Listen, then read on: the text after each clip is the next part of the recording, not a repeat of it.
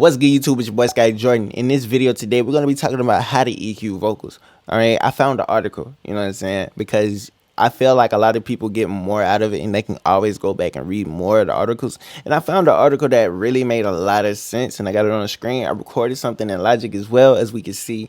And what I want you to pay attention to is this right here. It's at ledgernote.com. So I'm going to have this link in the description.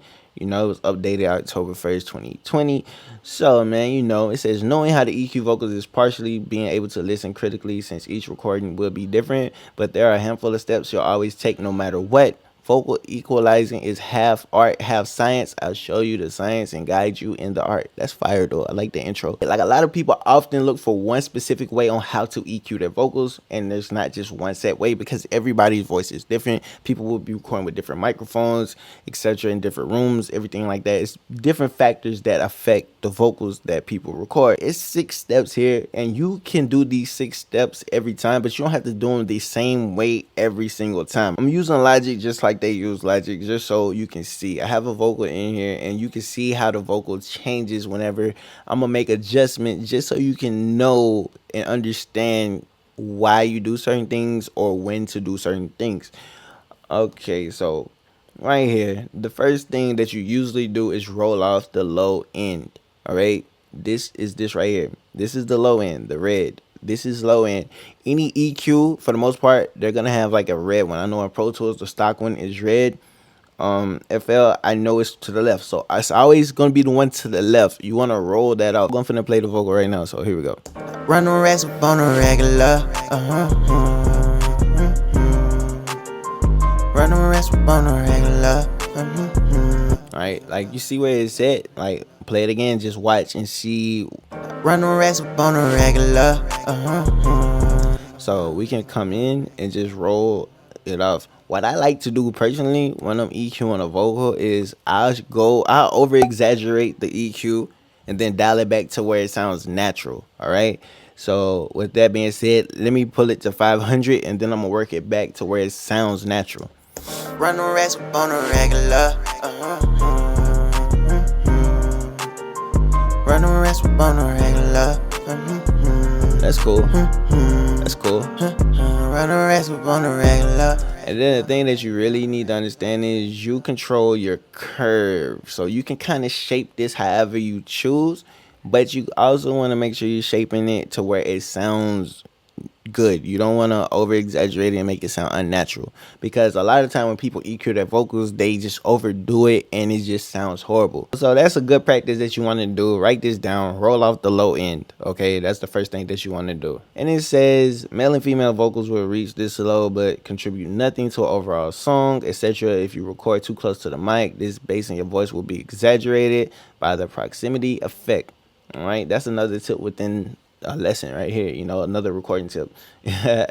You know, so y'all always want to know that, and male and female voices would differ, you know what I'm saying? So that's what y'all need to like really pay attention to. So the second tip they have for you in this article is reduce muddiness and boominess. These are some of these buzzwords that a lot of people hear all the time, but they don't know what they mean. I did a video going over the common buzzwords, so make sure you go check that one out. So the second tip they have for you in the article is reduce muddiness and boominess. Muddiness, boominess, those are some mixing buzzwords that a lot of people throw around, and it's very common that you're gonna hear on YouTube and in studios and stuff like that, school, all things like that. So if you don't understand what these buzzwords are, I did a video on it, so make sure you go and check that video out. Okay, it says, without a doubt, no matter how good your room acoustic environment is, you'll accumulate some mud in the 200 to the 500 frequency range. It may not be noticeable as you listen to your vocals in solo mode, but with as few as 5 and up 30 tracks, it will become obvious. And the second tip they had in the article is reduce muddiness and boominess. These are 2 mixing buzzwords that's thrown around a lot. All right, I did a video on mixing buzzwords, so be sure to check that out if you have not. Right, and it says, without a doubt, no matter how good your room acoustic environment is, you'll accumulate some mud in the 200 to the 500 hertz range. All right, it says may not be noticeable as you listen to your vocals in solo mode, but when you start to add multiple tracks, you're gonna notice it. Okay, it says mud occurs because you're recording indoors in a small room and sounds are bouncing off the walls. Small rooms always build out louder and louder in this range. We want to reduce it slightly. All right, so you don't want to do nothing major here. This is where subtractive EQ comes into part. All right, you want to reduce where it could hurt if you start to add more and more tracks to your song. You know what I'm saying? So basically what they have up here on this picture is something that we can recreate over here. So we can go anywhere between the 200 and the 500 range with whatever band that you choose. So they use the yellow one, so we'll just use the yellow one. So I want to play the vocal, and I'm going to take away some of this right here. I'm going to over exaggerate it, and then I'm going to barely move it so y'all can see what it does to the vocal. This is all part of EQing, so you have to practice this so you can train and figure out like how each subtle movement manipulates the sound. All right. Run the rest up on a regular. Run the rest up on a regular. Run the rest up on a regular. Like you hear the difference from this right here. Run the rest up on a regular. Run the rest up on a regular. Run the rest up on a regular. Run the rest up on a regular. Run the rest up on a regular. Run the rest up on a regular. Run the rest up on a regular. Run the rest up on a regular. Alright. Like, I hope you heard the differences from each move, so you can get a vocal and just play around with this range so you can see what it does, right? Because you don't want to kill the vocal, take all the life out the vocal, and just make it sound boxy and all this other shit either. You know what I'm saying? So it's going to take time and practice to manipulate the vocal to how you want it to sound. And the third step in the article they have for you is to brighten the vocals with some air and sparkle, okay? And that's usually around here, like anything above the 5K range, really. So you really got like the 10K, 20K, like 8K, everything. Like all of this is air. This is adding brightness to your vocals, all right? So I'm going to just mess around with this so you can see what it does when you make adjustments. All right, so we're going to do it slowly because usually you can roll some of it off. That's what some people do. If it's too bright, you can roll some off. But I'm just going to show you what it does when you mess around with this. So here we go. Run the rest up on a regular. Run the rest up on a regular. You see what happens when you do too much and you start to do too much? Because I usually get some sessions from some people where they have like this band like super fucking high for no fucking reason, right? So like you don't want to overdo the air. You want to put just enough air. You don't want to overdo it. Run the rest up on a regular. Because when you do that, like all the little sibilance and stuff, like what you need a de-esser for is gonna really come out, and that shit is gonna hurt. That shit's gonna sound harsh as fuck. You know what I'm saying? With too much air, because like you can just hear the difference, right? Just pay attention. Run the rest up on a regular. Run the rest up on a regular. Like they sound extra thin right there. You know, all this plays a part in it. So this you gotta learn how to utilize the high end in there, like for the air and the sparkle. See right here, it says you want to be very subtle here. Too much of a boost and you'll add too much sharpness, which can actually hurt the listener's ears on certain sound systems. Car speakers are often too bright due to how small the room of the car is.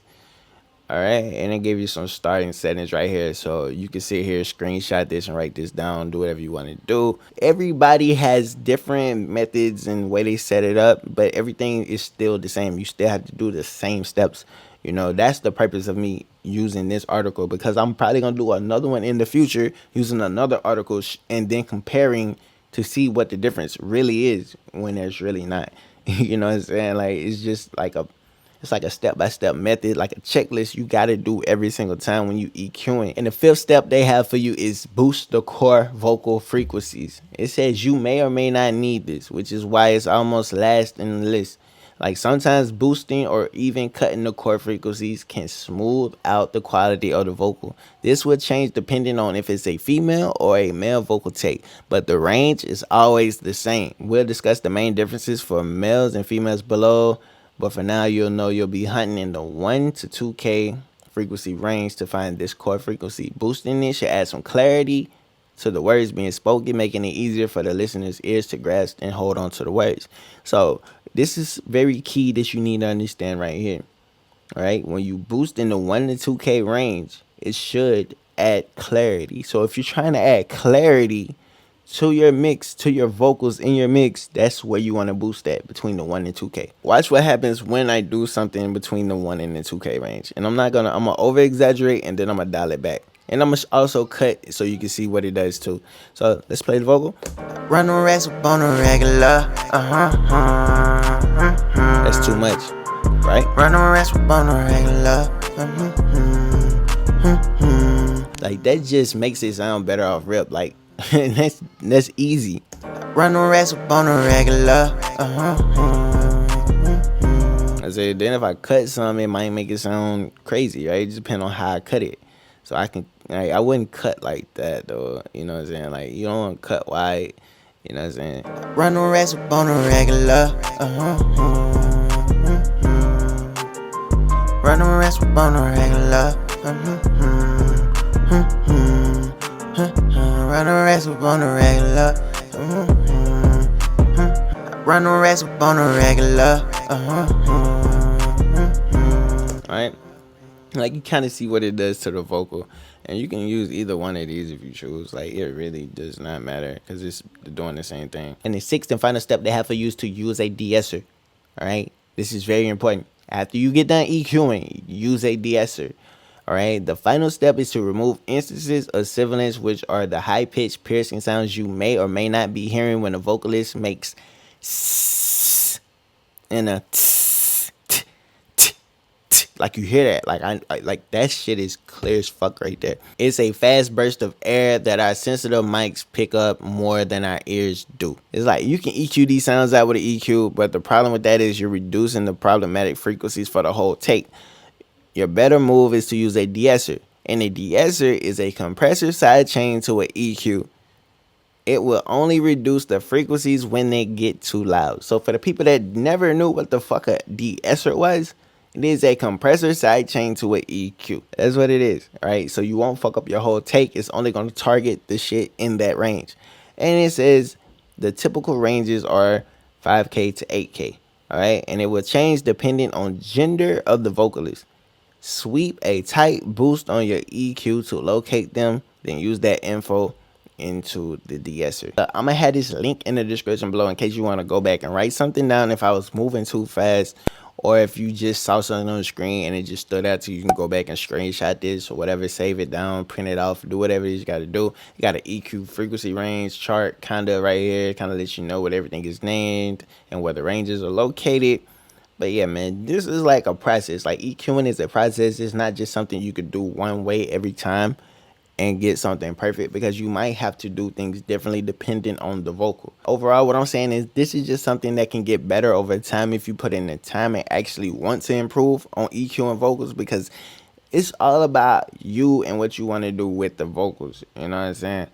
It's up to you. Like, I can't tell you exactly how you should EQ. It's up to you to learn how you like to EQ and what you want to get out of your songs, out of your vocals. You know, what do you want your shit to be like? Alright, but listen, make sure you like, comment, subscribe to the channel. It's your boy Jordxn. I'm out of here. Alright, cool.